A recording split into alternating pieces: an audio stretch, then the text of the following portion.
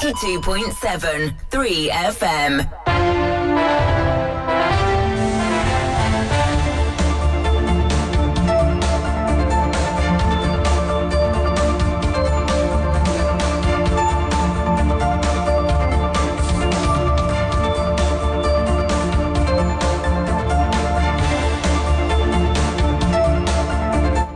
A very good afternoon to you. Welcome to the Midday News right here on 3FM 92.7. We come to you live from our studios here at Adesawe Kanda in Accra and our numerous affiliates across the country. Also live on all our social media platforms. Coming up this afternoon, Bank of Ghana expresses grave concerns over increasing involvement of the bank and CDI employees in fraudulent activities as the 2024 report reveals. Over 150 bank staff were dismissed for fraud. Also this afternoon, Overlord for Dagbon, Yana Abukari II, appeals to the striking doctors at the Tamale Teaching Hospital to suspend their industrial action.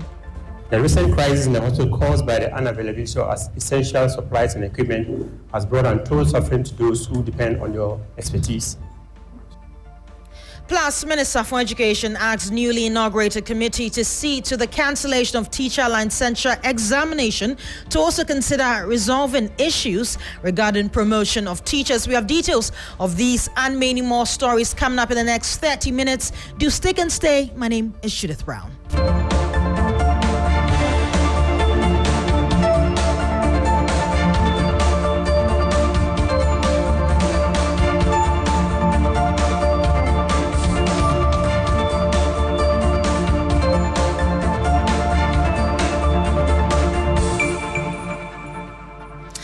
Again, welcome to the bulletin. We start from here. At least 155 staff of banks and specialized deposits taking institution were dismissed in 2024 for their involvement in fraudulent activities amounting to some 99 million cedis. While the latest from the annual fraud report from the Bank of Ghana BOG revealed the figure marks a 13% increase in such cases, prompting the demand for banks to intensify internal controls and strict authentication of customers. Well, joining us now from our research desk is Wisdom Safo with deeper insights into the figures. Wisdom, tell us, what have you been learning from the report? Okay, so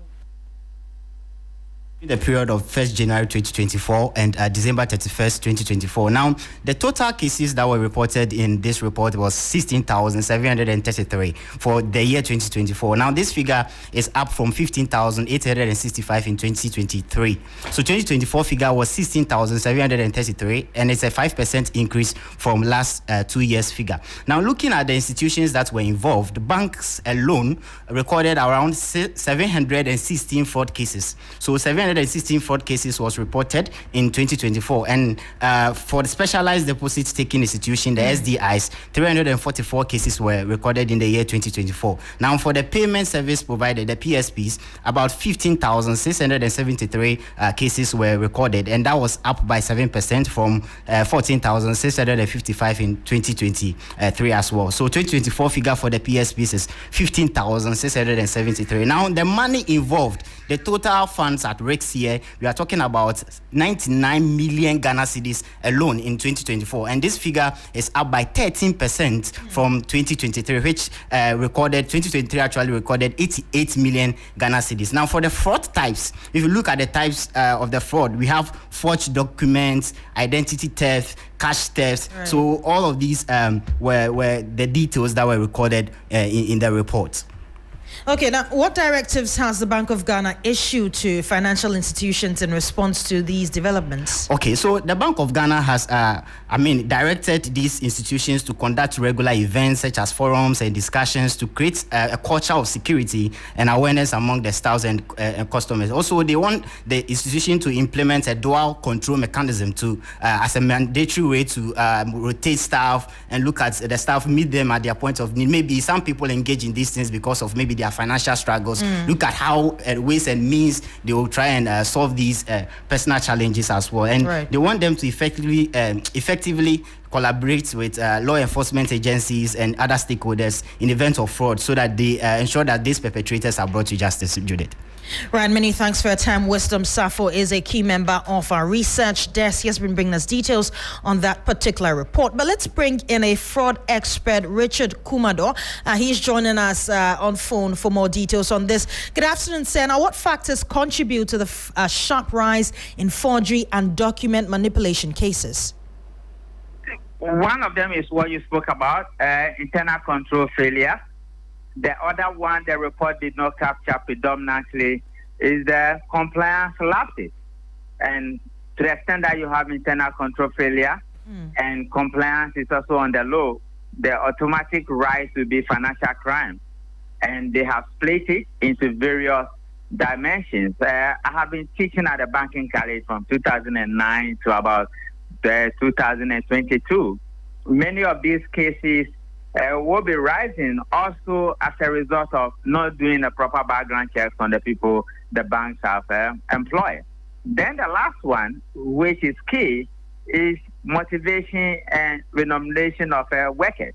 Once they go to the same market and the disparity in the payment structure, particularly those who work as contract staff, if they are not taken care of properly, then the tendency of balancing the books could be high. So these are about 4 to 5 areas the banks and the financial sector is that we need to look at. Right now, Mr. Kumado, how can these banks and special deposit-taking institutions improve fraud detection to reduce these losses? One of them is to have the right people at the right places. Over the years, we have lost some of the great guys we have trained and placed them in the banks, anti-fraud specialists and financial crime prevention specialists. To that extent, they will need to work hard to build capacity of such category of people.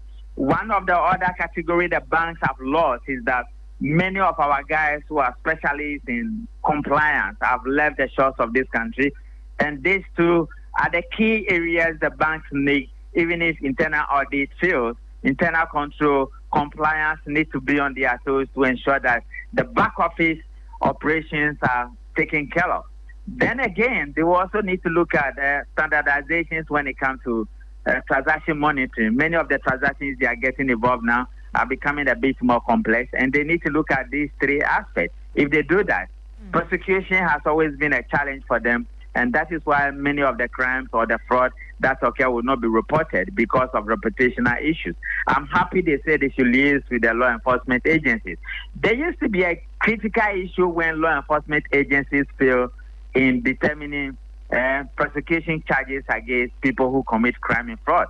So in my days in banking, and when I was active in the prevention industry, we selected certain police stations and equipped them as part of the social corporate responsibility of the bank. It has helped gradually. I don't know what has happened to that drive, and they would need to look at it again. Right, but if you can explain to us really, why is recovering stolen funds so difficult? Mr. Kumado, can you hear me?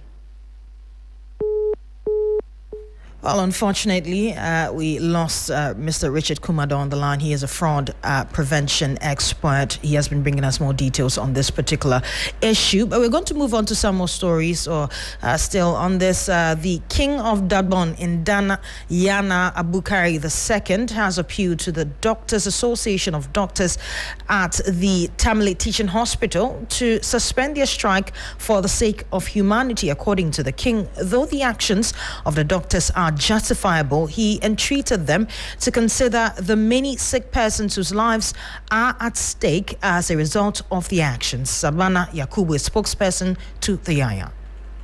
The recent crisis in the hospital caused by the unavailability of essential supplies and equipment has brought untold suffering to those who depend on your expertise. So we acknowledge the depth of your concerns and the hurt caused by the recent unannounced visit to your facility by the Health Minister. We understand that an apology from the Minister of Health could be a crucial step towards healing and rebuilding trust. As a neutral facilitator, we will convey your concerns to the Minister and encourage him to take the necessary steps to address your grievances.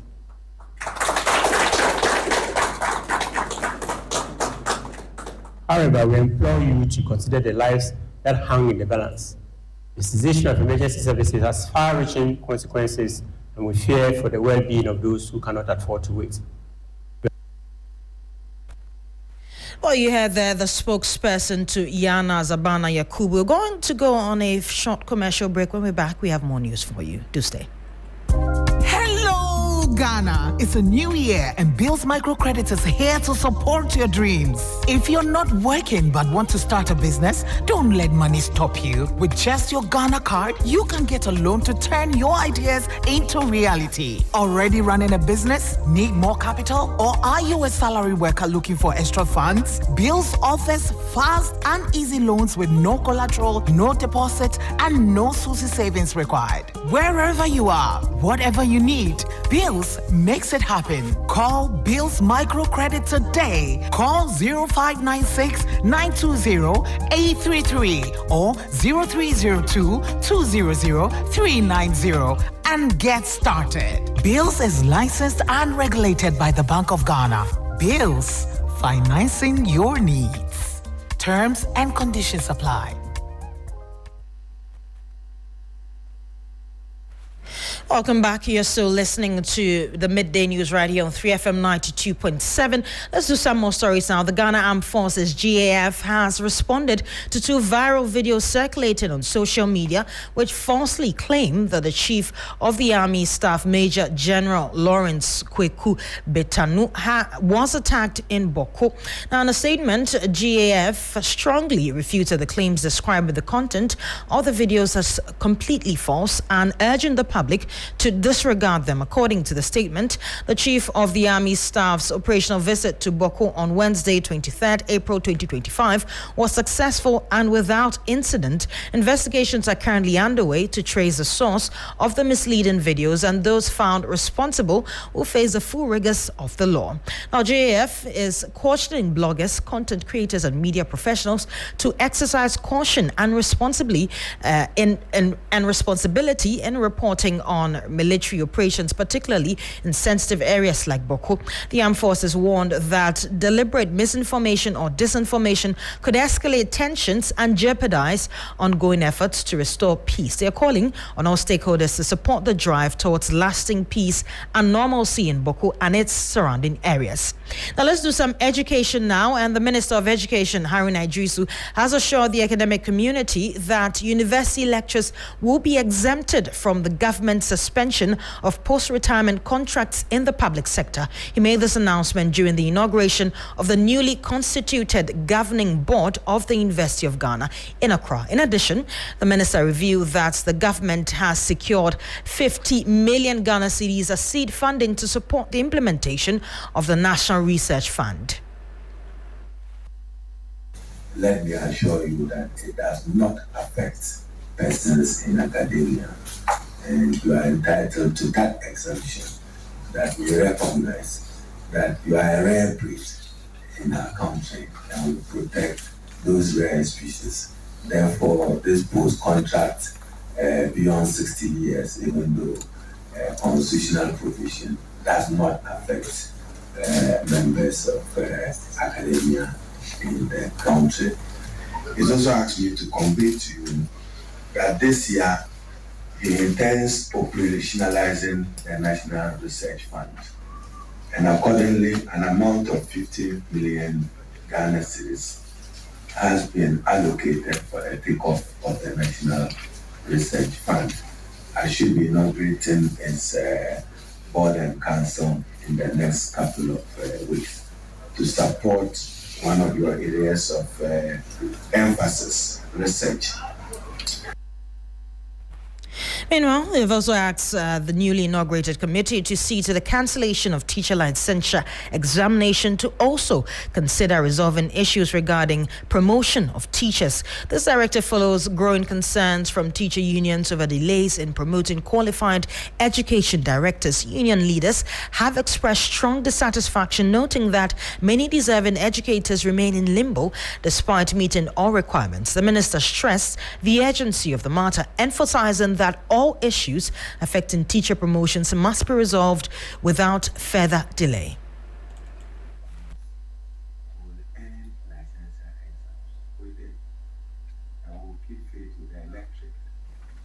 But I need professional advice on this matter. That is why I'm putting this committee together to advise most appropriately how to walk through the transition. The transition from a licensure exam regime to a no licensure exams. What would be the appropriate alternative? In our manifesto here, it was our pledge to incorporate it into the curriculum of teacher training institutions, academic, that it becomes part of their curriculum. Does that resolve the matter in a manner which defines you as professionals? I want the committee to advise me again on this matter. But with further advice, I want to say that one last opportunity of a receipt of the licensure exams for those who couldn't make it the last time must also be part of your recommendations. What do we do? Do we offer them an opportunity of a receipt? I don't want to prejudice your work, but I think that may be a problematic necessity.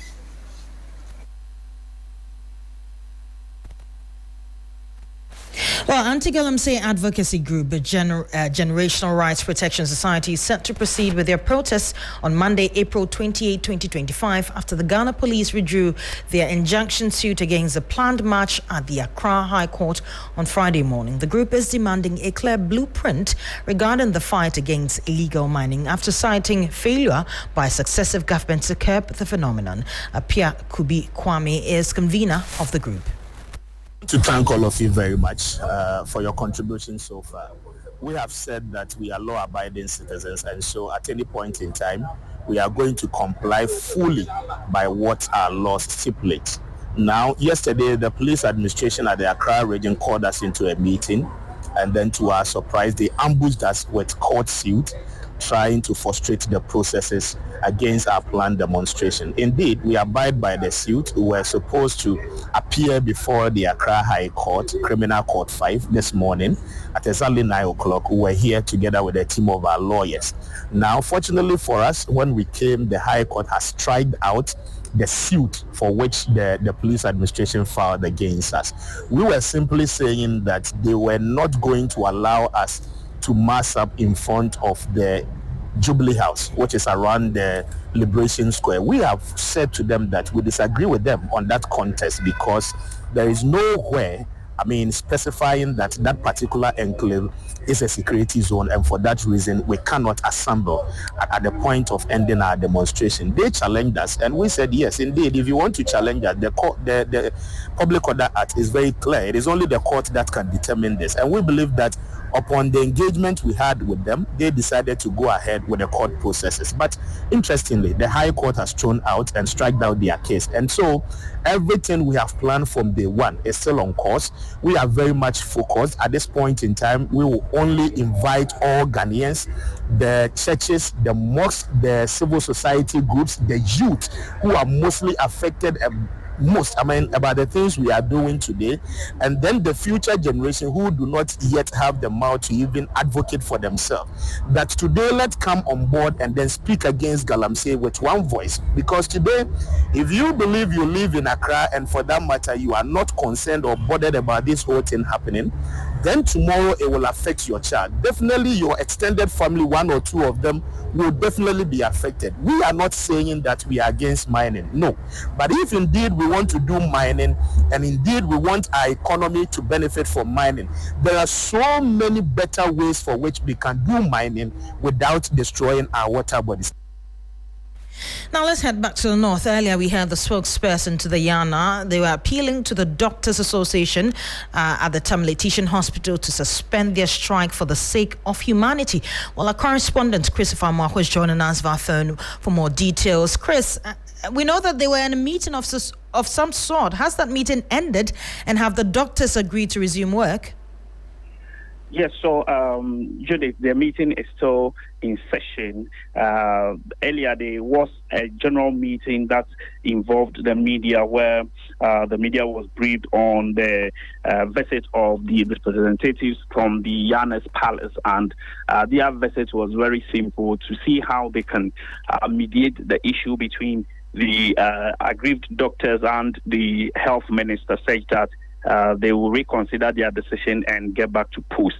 And so the meeting now that is ongoing is between the delegation and the Doctors Association of TTH. And so that is yet to end. But we are hopeful that by close of day, something positive will come out of this meeting.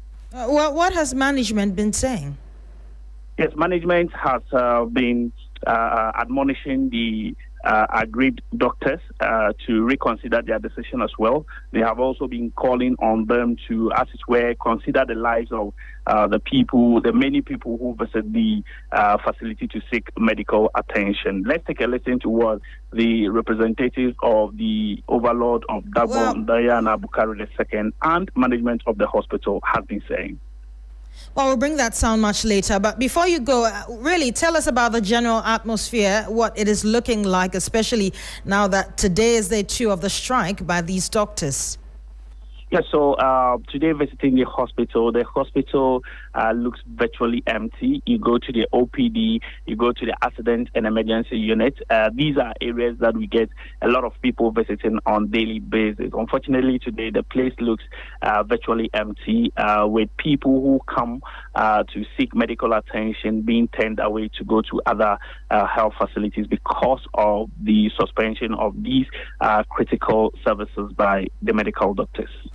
Well, many thanks for your time. Christopher Mwako is our Northern Regional Correspondent. He has been bringing us all the details as regards to that strike by doctors at the Tamale Teaching Hospital. We're going to keep tabs on that particular topic and bring you more details in our subsequent bulletins. But let's do some health now.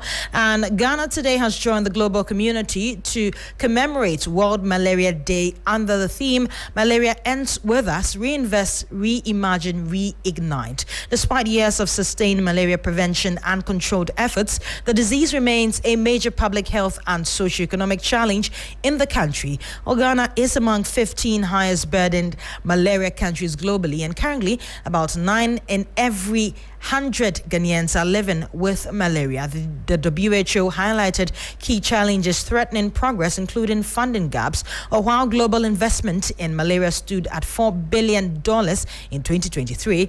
It falls far short of the $10 billion needed annually. Key stakeholders, health workers and policy makers are present at the event to reaffirm their commitment to eliminating malaria in Ghana. Let's listen to Dr. Sally Anohene. She's an officer in charge of the World Health Organization Country Office in Ghana. And the expansion of the malaria vaccine into 43 additional districts. These achievements reflect our collective commitment.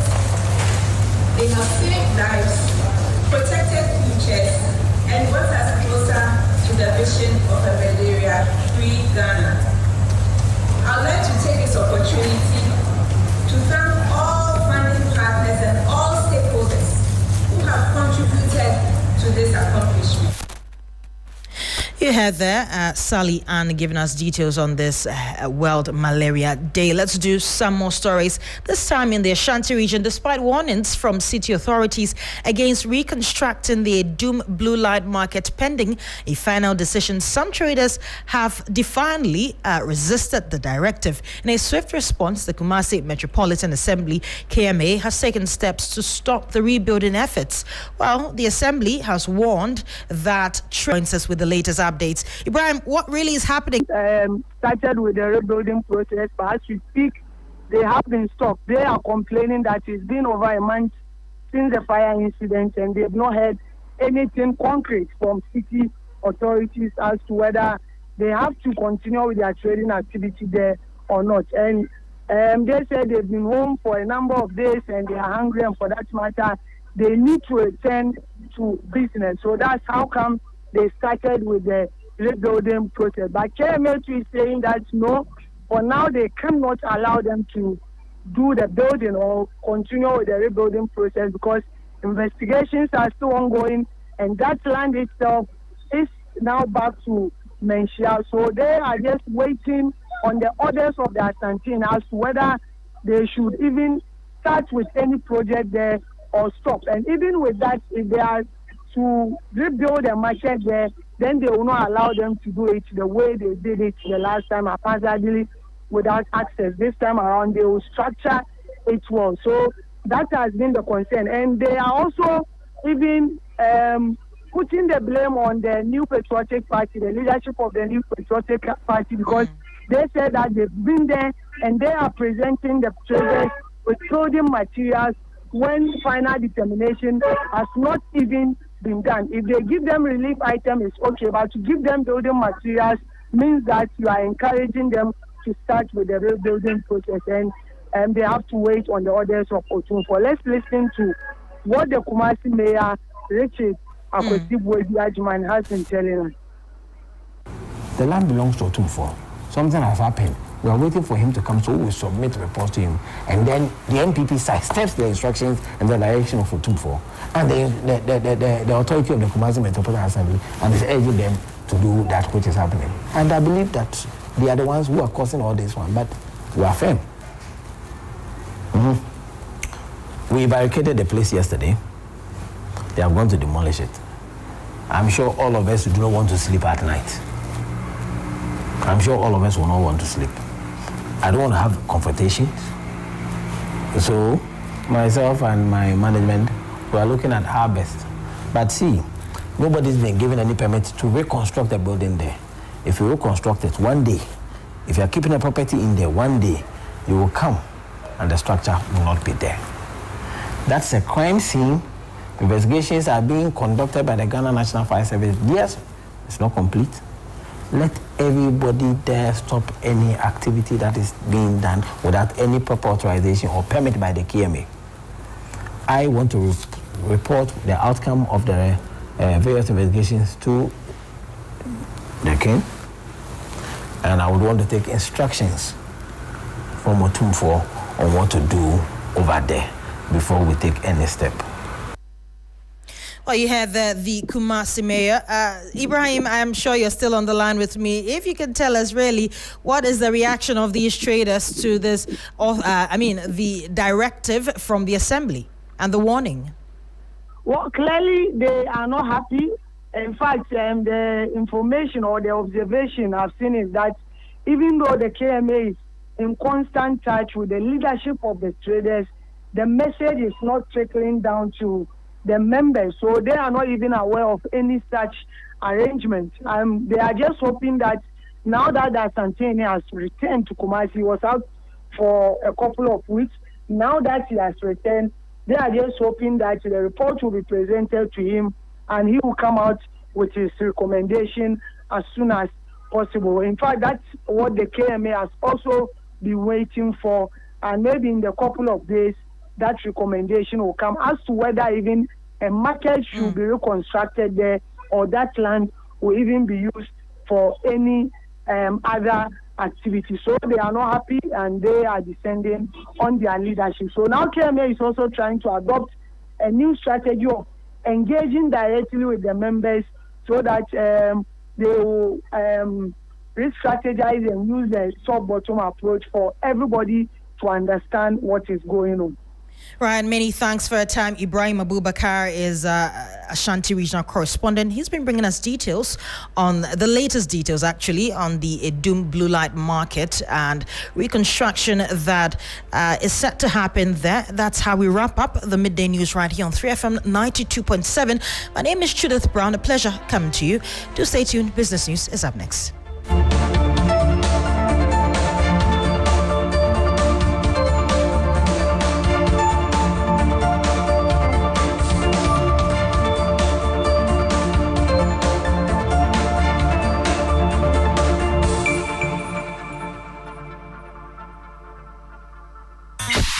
Accra, Ghana, Africa, and worldwide.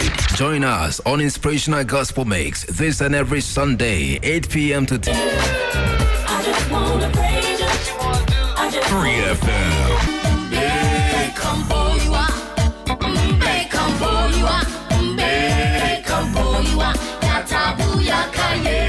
what is your favorite scripture? Well, my favorite scripture is Romans 8:28, and it says, all things work together for... Accra gets busy on this frequency. 92.7 3 FM. Hello there, good afternoon and welcome to Business Daily here on 3FM 92.7 with me, Michael Obudu. Coming up, Bank of Ghana urges tougher controls and prosecutions as staff involvement in bank fraud cases rises by 33% in 2024, with at least 155 dismissed. Also, Africa Center for Energy Policy ASEP urges government to outline clear plan for raising $600 million needed to operate the Daman mine. And the Ghana Stock Exchange gains traction as Treasury bill rates fall below inflation. We'll hear from finance and investment expert Nelson Kujoku Agbeji prompting caution.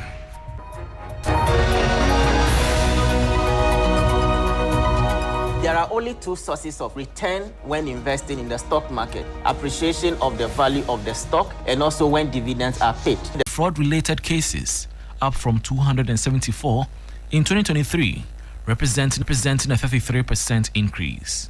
Of those involved, 75% were implicated in cash theft or suppression cases, slightly down from 77% recorded the previous year. The report also shows that 155 staff were dismissed by banks and SDIs, with more than half, specifically 83, linked directly to cash theft-related fraud. The central bank says it is concerned about the steady rise in staff involvement in such incidents and is urging financial institutions to reinforce internal controls, enhance due diligence during staff recruitment, and strengthen in-house training on ethical conduct. It is also calling on banks and SDIs to ensure the prosecution of culprits to serve as a deterrent. Meanwhile, of the 83 million cedis fraud value at risk in 2024, only 3 million, representing 4%, was recovered, bringing the net value at risk to 80 million. This partial recovery, according to the report, was made possible through stakeholder collaboration and improved fraud mitigation measures. And that was a 3 Business News Desk report. The Africa Center for Energy Policy, ASEP, is calling on government to outline a clear plan for raising the $600 million needed to operate the Daman mine. This follows the decision not to renew the mining lease of Goldfields, the current operator. The move was later revised with a 1-year extension granted to facilitate a smooth transition under a proposed joint government company management arrangement.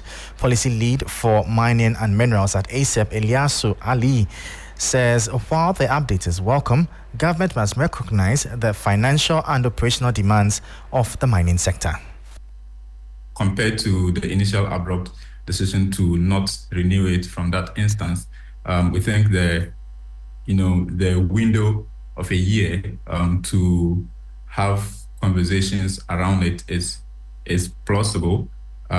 What we do think, however, in terms of the eventual uptake of the concession, in terms of the ownership aspirations of government, is what we really have further questions in terms of the capital requirements of the projects, and also we are not very clear exactly how government intends to fund the project, because we have indications that the project requires still significant investments to sustain its operations in excess of some 600 million USD, and we are not sure government has communicated exactly how it intends to fund this. Ilyasu Ali is the policy lead for mining and minerals at the Africa Center for Energy Policy, ASEP.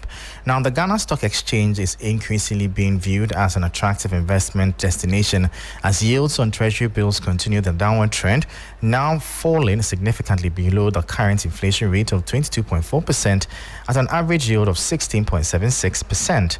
This development is prompting investors to seek potentially higher returns on the equity market. Finance and investment expert Nelson Kujo Kwagweji notes that with fixed income returns diminishing in real time due to inflation outpacing them, the GSE offers a viable alternative for investors looking to preserve and grow their capital. There are only two sources of return when investing in the stock market, and that is the capital gains, appreciation of the value of the stock, and also when dividends are paid. The stock market, their return is variable because it's also dependent on the performance of the listed company. Ghana Stock Exchange is actually doing 20.61% returns in terms of dollar. The Tunisian index is also doing 13.3% year to date. The Johannesburg Stock Exchange is doing 8.55%.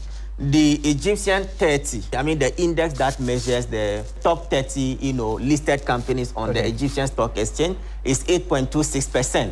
Now, when you go to La Bourse Régionale de Valeurs Mobilières and Côte d'Ivoire, they are doing 8%. Then when you go to the Nigerian Stock Exchange, the all share index, they are doing 2.61% in terms of dollar. So you see clearly that the Ghana Stock Exchange, as at the end of the first quarter, is the best performing market in Africa.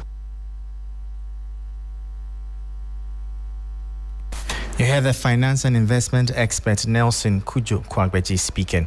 Now, government is gearing up for its upcoming auction with a target of 6.14 billion cedis. This figure is slightly lower than the target set for last week's auction, signaling a potential complex approach to government borrowing. Last week, government targeted 6.6 billion cedis but was able to raise 4.62 billion cedis. There is more in this report. Market analysts anticipate that government will continue its current strategy of heavily relying on short-term domestic instruments to meet its financing needs. This expectation comes amidst cautious investor sentiment, particularly concerning longer-term maturities. The prevailing market conditions suggest that investors are exhibiting a preference for shorter-dated securities, likely due to prevailing economic uncertainties and a desire for quicker returns. The results from the previous auction, held on April 17, 2025, offer insights into the current yield environment. Yields across the spectrum of available instruments experienced marginal movements. Notably, the yield on the widely watched 91-day bills remained steady at 15.45%. Meanwhile, the 182-day bill witnessed a slight decrease in yield, settling at 16.21%, a dip from the 16.81% recorded in the preceding week. Similarly, the 364-day bill also saw a marginal downward adjustment, with its yield falling to 18.62% compared to the previous week's 18.65%. The cautious investor sentiment toward longer-term maturities may influence the government's borrowing strategy, with a focus on short-term instruments to meet its financing needs. The outcome of the April 25 auction will be closely watched for signs of market trends and investor confidence.